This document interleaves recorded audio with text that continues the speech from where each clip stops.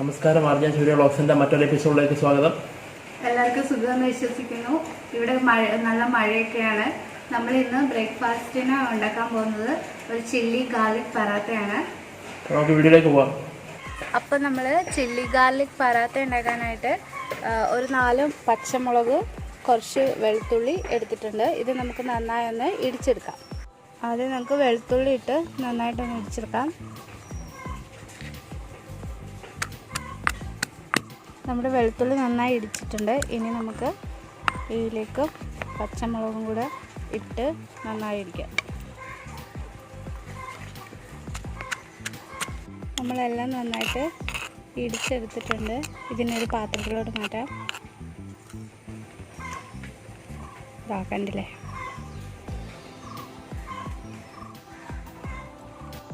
ഇതിലേക്ക് കുറച്ച് മല്ലിയിലയും കൂടെ ഇട്ട് കൊടുക്കാം. കുറച്ച് ഉപ്പൂടെ ചേർത്ത് കൊടുത്ത് നന്നായി ഇളക്കാം.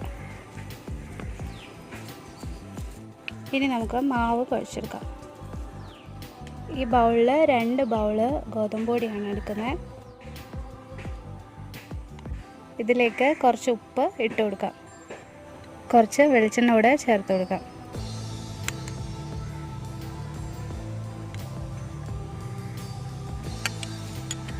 ഇനി നമുക്ക് നന്നായി വെള്ളം ഒഴിച്ച് കുഴച്ചെടുക്കാം.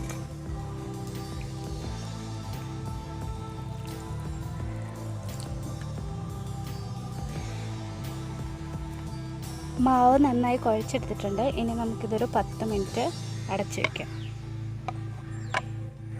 അപ്പോൾ 10 മിനിറ്റ് കഴിഞ്ഞിട്ടുണ്ട്. നമുക്കെന്നാൽ പൊറോട്ടയ്ക്കുള്ള മാവ് പരത്തിയെടുക്കാം. ഒരു സാമാന്യം വലിയ ഉരുള വേണം എടുക്കാൻ.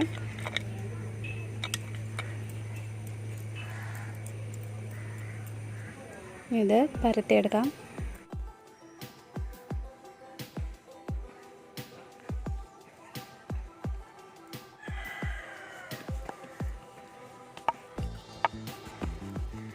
നമ്മൾ നല്ലതായിട്ട് പരത്തി എടുത്തിട്ടുണ്ട്. ഇനി ഇതിലേക്ക് നമ്മൾ നേരത്തെ ഇടിച്ചു വെച്ച വെളുത്തുള്ളി, മുളക്, മല്ലിയില, ഉപ്പ് മിക്സ് ചെയ്ത ആ സാധനം നമുക്ക് ഇതിനകത്തേക്ക് വെച്ച് കൊടുക്കാം.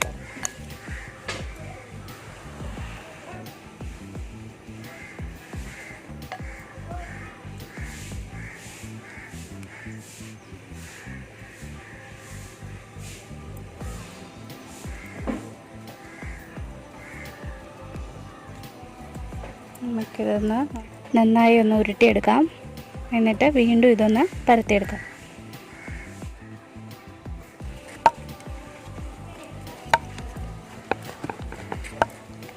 നമ്മൾ മാവ് നന്നായി പരത്തിയെടുത്തിട്ടുണ്ട്. ഇനി നമുക്ക് ചുട്ടെടുക്കാം. ഇത്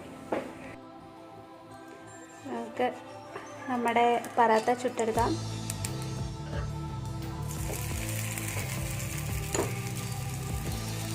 രണ്ട് സൈഡും നന്നായി എണ്ണ വെച്ച് നല്ലപോലെ വേവിച്ചെടുക്കാം. തിരിച്ചും മറിച്ചും നന്നായി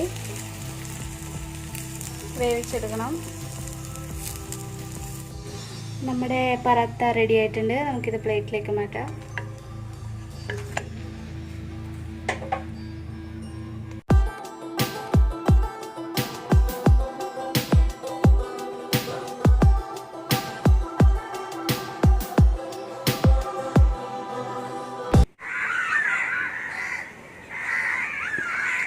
എങ്ങനെയാണ് സംഭവം? കൊള്ളാം. മറ്റേ ഈ വെളുത്തുള്ളിയുടെ മല്ലിയുടെ ഒരു കുത്തലില്ല. സൂപ്പർ സംഭവമാണ്. ബ്രേക്ക്ഫാസ്റ്റിനൊക്കെ അടിപൊളിയായിരിക്കും. സോസൊക്കെ കൂടി കഴിക്കാനായിട്ട് വീട്ടിലെല്ലാം ട്രൈ നോക്കണം. അപ്പോൾ എല്ലാവർക്കും ഈ റെസിപ്പി ഇഷ്ടപ്പെട്ടിട്ടുണ്ടെങ്കിൽ നമ്മുടെ ചാനൽ സബ്സ്ക്രൈബ് ചെയ്യണം, ഷെയർ ചെയ്യണം, ലൈക്ക് ചെയ്യണം. ഇനിയുള്ള വീഡിയോസ് കാണണം.